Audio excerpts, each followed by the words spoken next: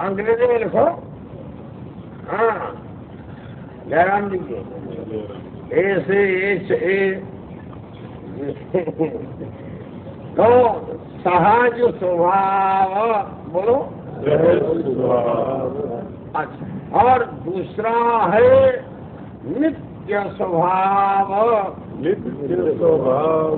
और तीसरा है नैमित्तिक स्वभाव। नैमित्तिक स्वभाव। नैमित्तिक, हाँ, सहज, नित्य और नैमित्तिक। सहज स्वभाव कैसे होते हैं कि जैसे बच्चा सहज स्वभाव अंगूठा चूसता रहता है। और नित्य स्वभाव क्या होता है कि अग्नि जलाती रहती है, नित्य स्वभाव है उसका। प्रकाशमान होती रहती है, जैसे सूर्य प्रकाशमान है, नित्य स्वभाव है उसका। नित्य स्वभाव स्वरूप ही कहलाता है एक प्रकार। और नैमित्तिक स्वभाव माने किसी निमित्त से उसमें वो स्वभाव पैदा हुआ है। जैसे आप कहते भाई ये तो क्रोधी बहुत है, तो क्रोधी का अर्थ ये थोड़ी 24 घंटा क्रोध करता है। कोई निमित्त कारण ऐसा बनता है तब उसको क्रोध आता है। तो क्रोधी स्वभाव, जो आप स्वभाव शब्द का इस्तेमाल करते हो, तो यहाँ नैमित्तिक स्वभाव है। कौन सा? नैमित्तिक। तो आपने 3 प्रकार का स्वभाव सुना। कौन से? सहज स्वभाव और नित्य स्वभाव। नित्य स्वभाव और नैमित्तिक।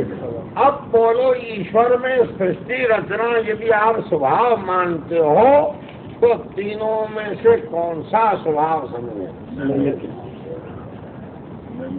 कोई कहते हैं महाराज सहज स्वभाव कह दे तो क्या हर्जा है कि सहज स्वभाव का जो आपने दृष्टांत दिया है वो भ्रांति मूलक है। बच्चा जैसे अंगूठा चूसता है तो उसको भ्रांति स्तनपान की भ्रांति, वो समझता है स्तनपान कर रहा है और विषयानंद की इच्छा से करता है। जयराम जी की, तो वहाँ तो विषयानंद की इच्छा है और भ्रांति भी शामिल है। तो क्या ईश्वर को भ्रांति हो गई है जगत रचना करने की? और क्या वो विषयानंद की इच्छा से करते हैं? अतः यह सहज स्वभाव का दृष्टांत लागू नहीं है। अच्छा भाई, नित्य स्वभाव मान लो कि नित्य स्वभाव यदि आप कहोगे नित्य गुण जो है वो स्वभाव स्वरूप बनता है, तो जब तक सूर्य है तब तक प्रकाश बना रहेगा। तो इसका अर्थ है जब तक ईश्वर है तब तक सृष्टि बनी रहेगी, कभी प्रलय ही नहीं होगा। उत्पत्ति, स्थिति, प्रलय ये क्रम समाप्त हो जाएगा। इसलिए नित्य स्वभाव भी नहीं कह सकते हैं। अब रहा तीसरा स्वभाव, क्या सक्सेना? हाँ, नैमित्तिक। बोलो। नैमित्तिक माने निमित्त से, किसी निमित्त से हो जाए तो नैमित्तिक स्वभाव ईश्वर का माना जा सकता है। जो गौड़पाद आचार्य जी ने लिखा है स्वभाव एष देवस्य, ये ईश्वर का स्वभाव है।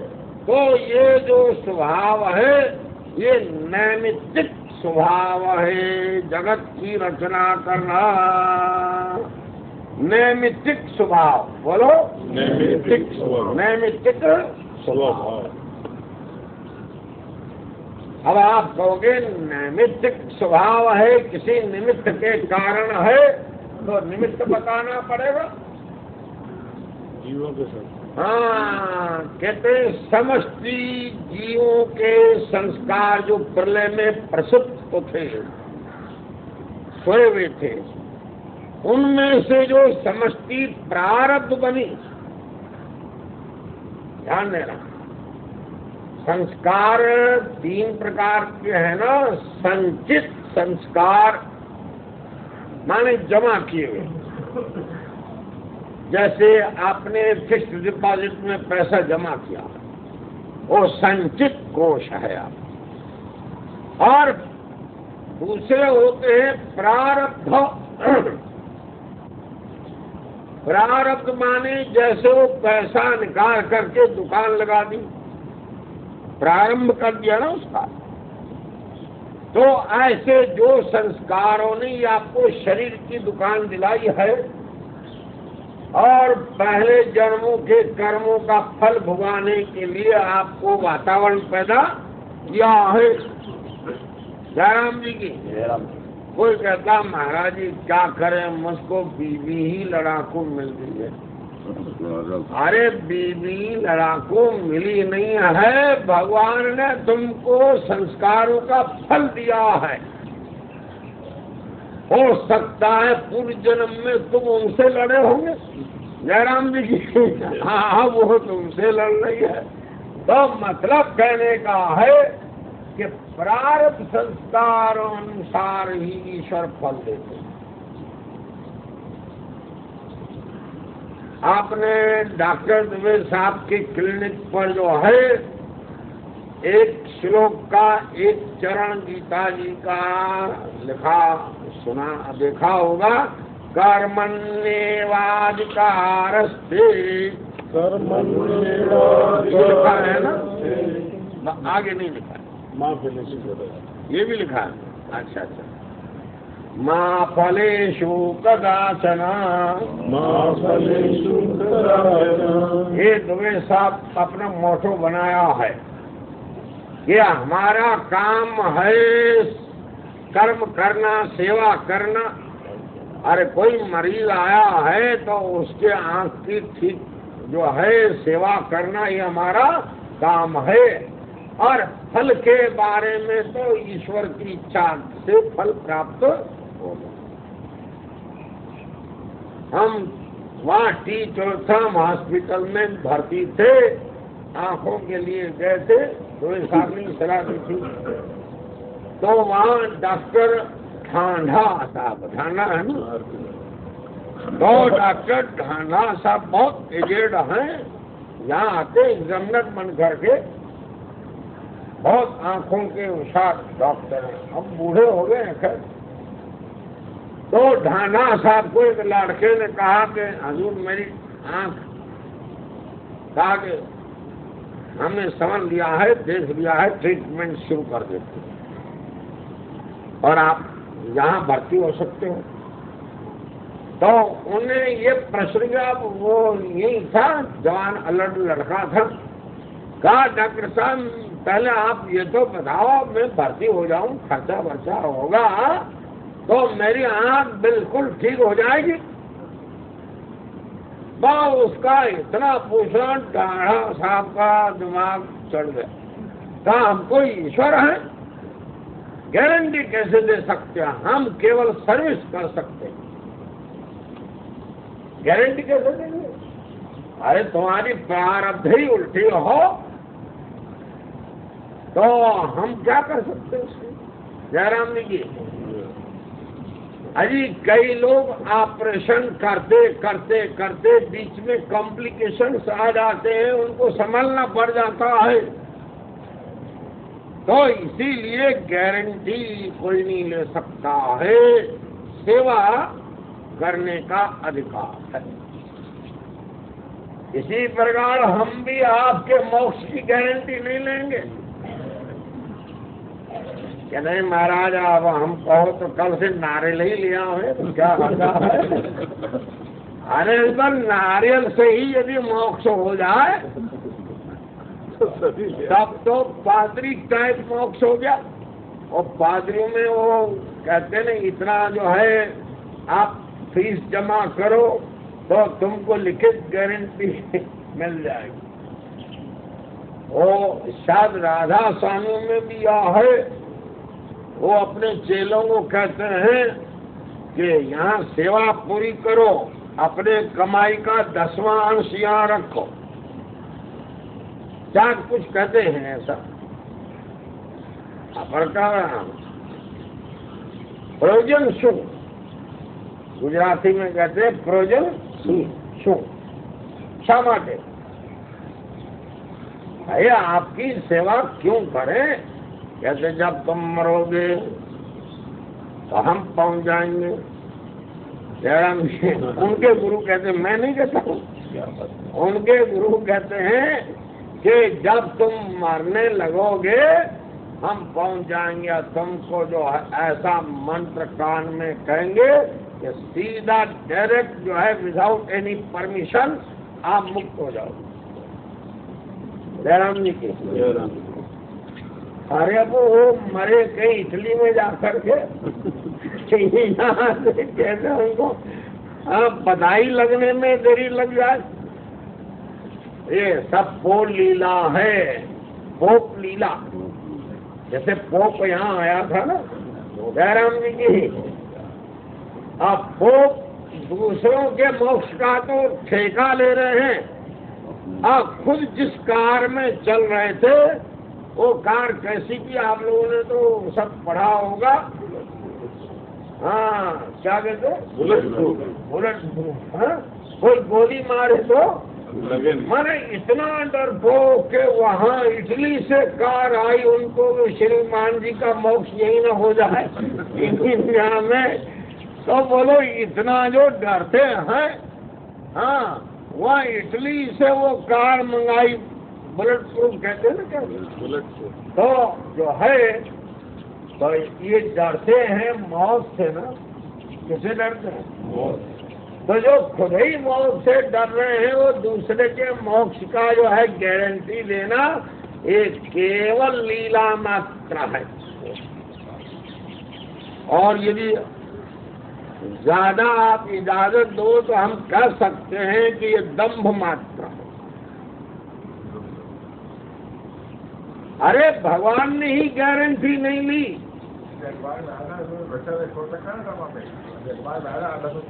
हाँ हाँ, मतलब यह है कि गारंटी कोई किसकी नहीं ले सकता। जयराम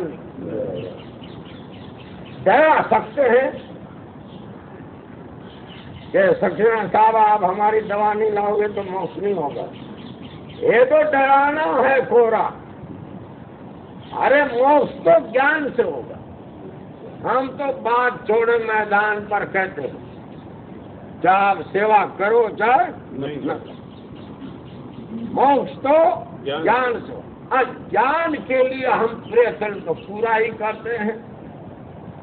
एक यहाँ बैठा है नया चेला बना है, मैं तो मुंह पर ही बोलता हूँ, अब गुस्से में 2-4 दिन नहीं आते हैं फिर आ जाते हैं। जयराम जी तो वो अभी नया चेला बना है।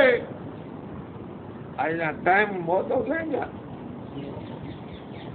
अच्छा हाँ हाँ आपका टाइम। अरे उनको तो ड्यूटी पर जाना है, आपको भी ड्यूटी पर जाना है। ये ड्यूटी वाले हैं। जयराम जी के रीजनल कॉलेज जाएंगे। तो बस अब हम यहाँ समाप्त करते हैं। तो ये नैमित्तिक स्वभाव है।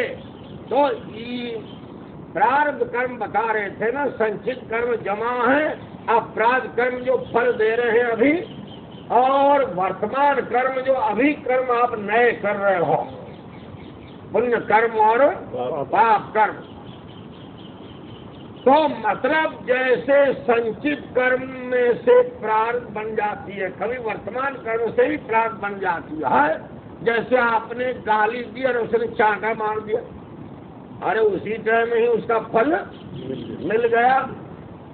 तो मतलब यह है कि कर्मणो गहना गति, कर्म के बारे में निर्णय नहीं दे सकते हो इसका फल अभी मिलेगा या बाद में मिलेगा, पर इतना जरूर है कि जब तक मोक्ष नहीं हुआ है तब तक कर्म का फल अवश्यमेव भोक्तव्यम कृतम कर्म शुभाशुभम।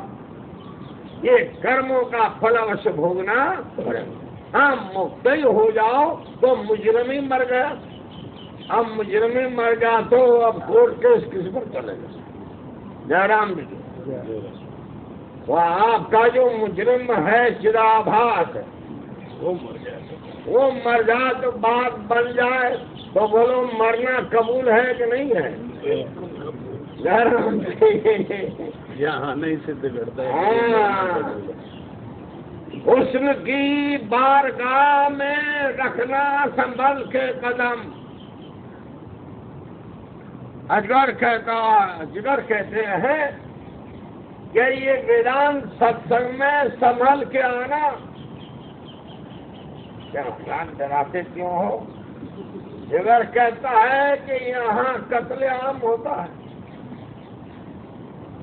अहंकार का सर वो तो सही भी नहीं चुभाएंगे।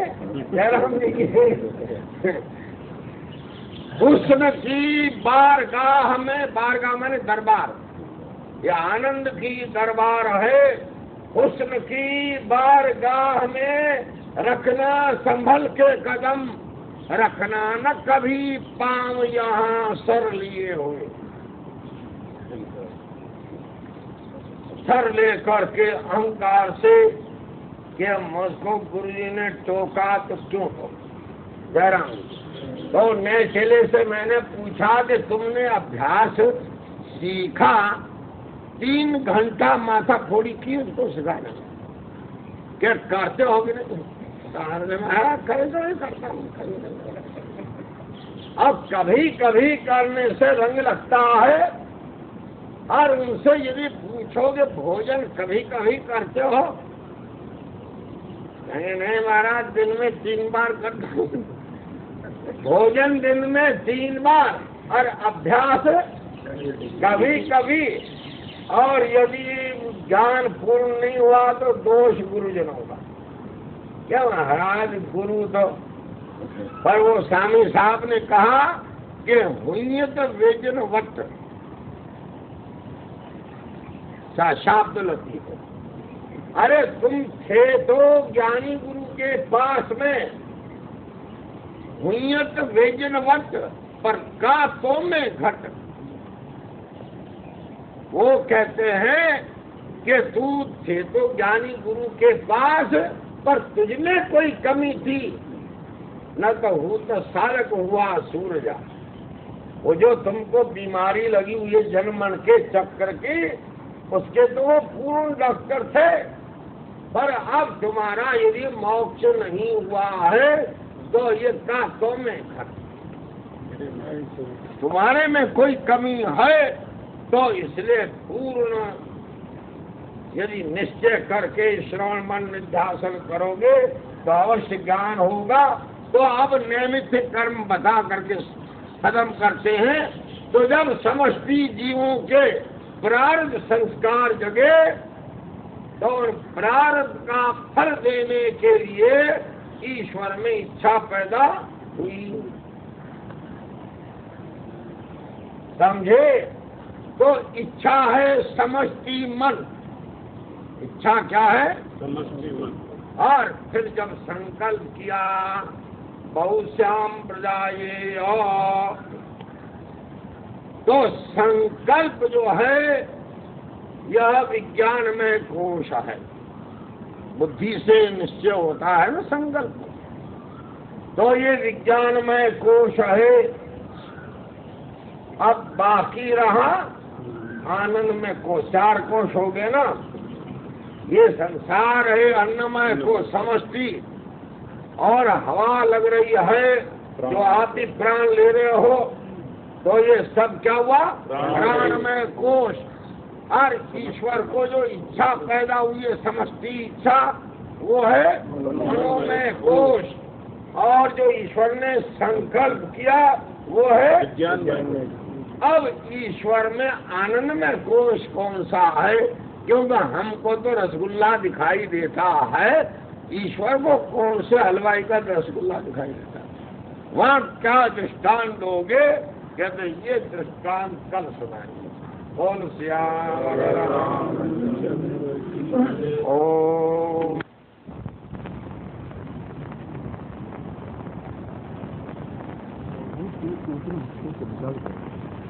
उसको बाहर ले जाते नहीं बुलाते, फिर हर पौधे की ऊपरी हिस्से यानी टहनी या इंगू तूफान दानेदार हवा की दो दाने डालकर तब तक फसल की सिंचाई करते हैं। इससे फसल ठीक हो जाएगी और वर्षा के दिनों में अन्य फसल की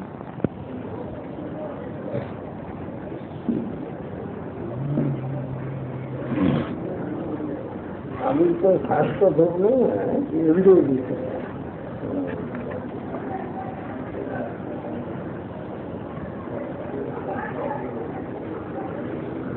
कल तो माधव के चेहरे को धूप आ रही थी।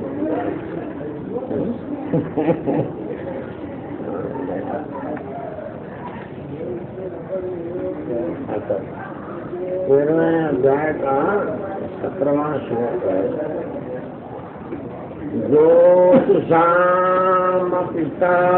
ज्योति ज्योतिषामपिलज्योति तमसः परमुच्यते तमसः परमुच्यते तमसः परमुच्यते तमसः परमुच्यते ज्ञानं ज्ञेयं ज्ञानगम्यं ज्ञानं ज्ञेयं ज्ञानगम्यं हृदि सर्वस्वधिष्ठितं हृदि सर्वस्वधिष्ठितं हृदि सर्वस्वधिष्ठितं हृदि सर्वस्वधिष्ठितं।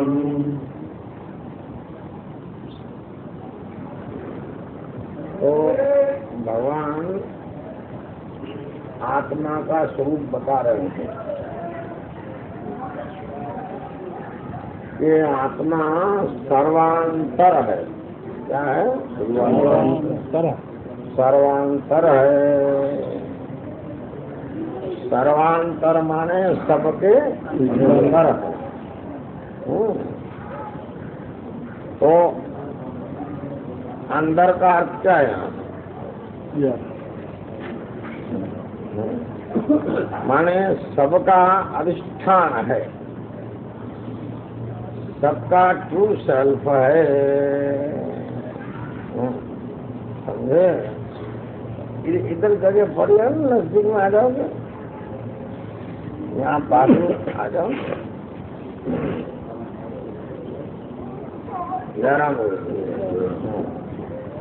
थोड़ा और नजदीक आ जाओ।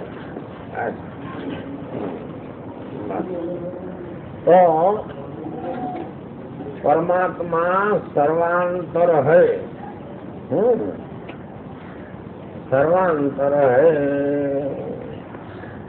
माने सबके अंदर है। तो इसको समझाने के लिए समष्टि 5 कोश चल रहे थे। तो 5 कोश में पहला कोश है अन्नमय कोश। तो समष्टि यूनिवर्सल जो अन्नमय कोश है वो किसको बताया? पूरा जगत। हाँ, ये जो सारा ब्रह्मांड है ये समष्टि अन्नमय कोश है।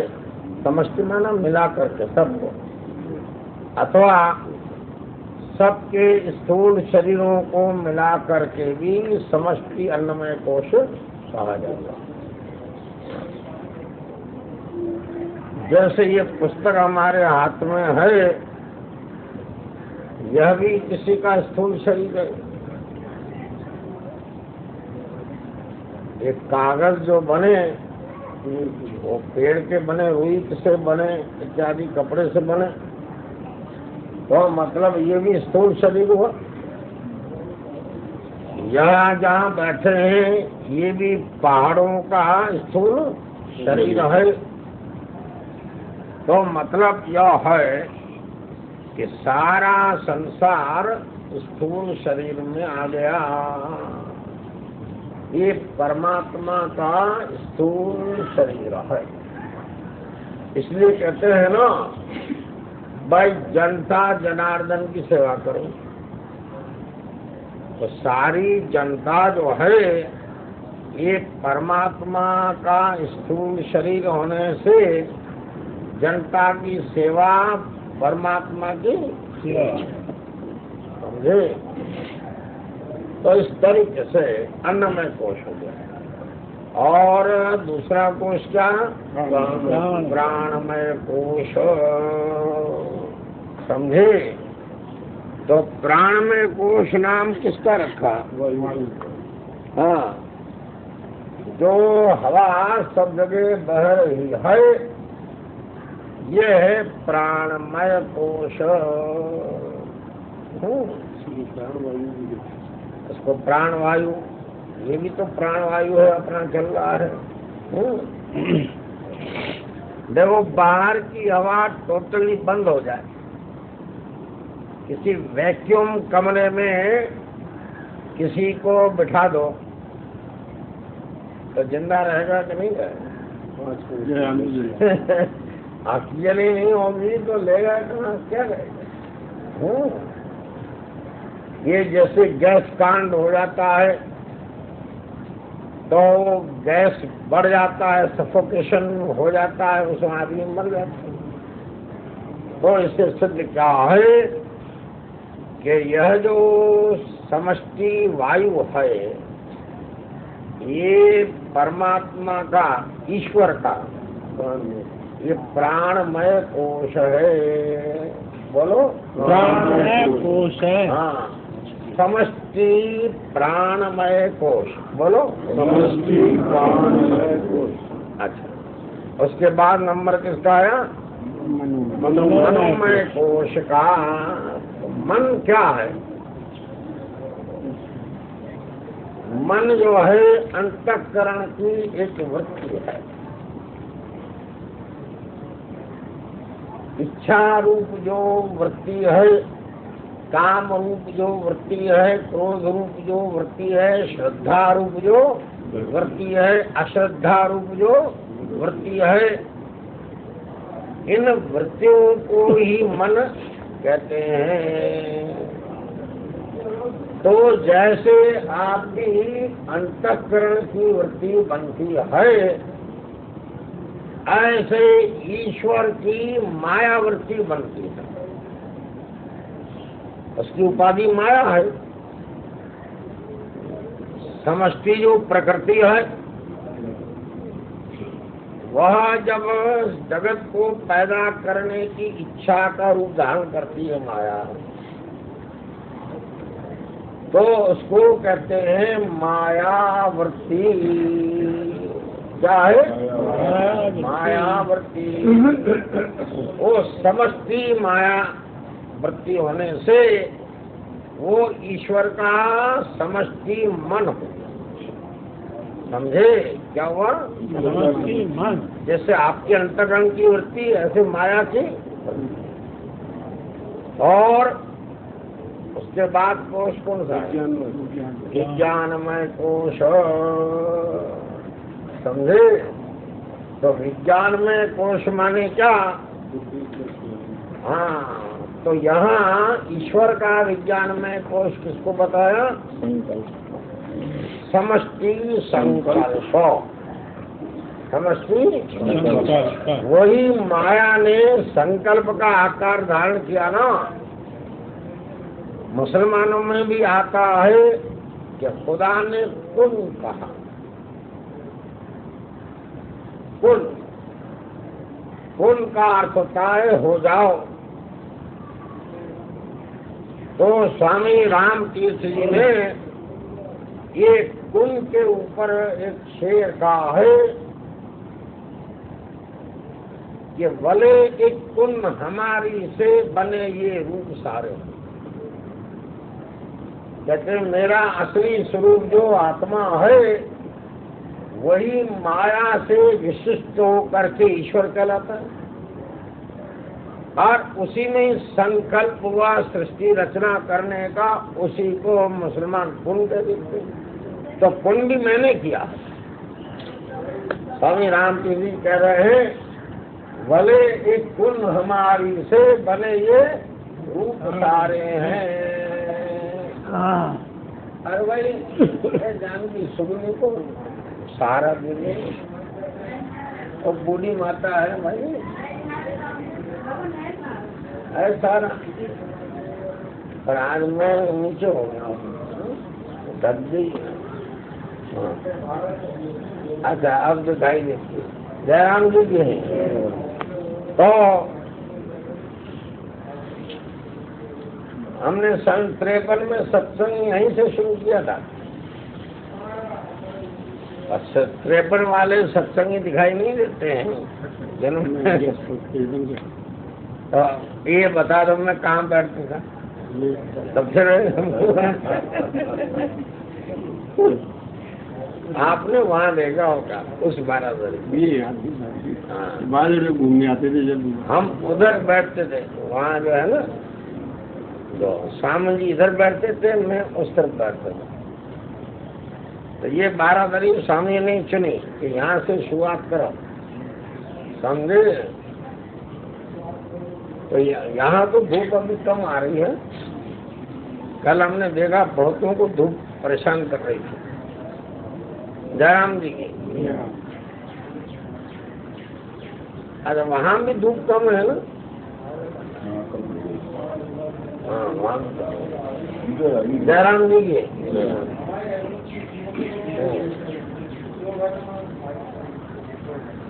अरे बात ना उनको कह दो धीरे बोल दो। जयराम जी की तो मतलब यह है जो समष्टि संकल्प हुआ है वो ईश्वर का मन है। तो मनोमय कोश, तो 4 कोश आपने सुन लिया, अन्नमय, प्राणमय, मनोमय, विज्ञानमय और आनंदमय। समझे। अब जो है बाकी रह गया एक कोश, कौन सा? आनंदमय। आनंदमय कोश, समझे। तो एक तो जैसे सुषुप्ति अवस्था में आपकी अविद्या वृत्ति के द्वारा